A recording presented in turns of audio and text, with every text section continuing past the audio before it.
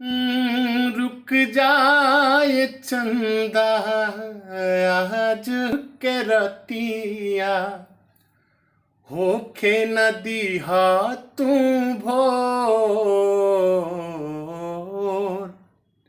अनाही त चली जइहे छोड़ संवरिया अनाही त चली जइहे छोड़ संवरिया रुकले रुकाई न लो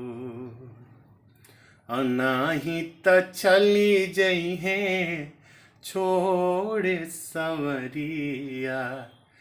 रुकले रुकाई न लो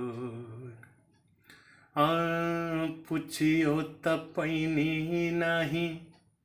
तोहरा से सैया लौट के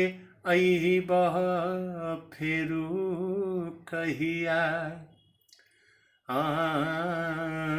मन के सिंगार तू त कैला पूरा तन के सिंगार तट बाटे अधूरा सिहिक रोवे आजू सपनवा मनवा के देला झकझोर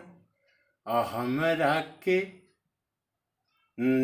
जही बजे हमरा के छोड़ संवरिया रुकले रुकाई न लो जही बजे हमरा के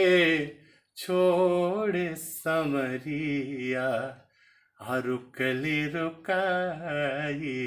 न लो।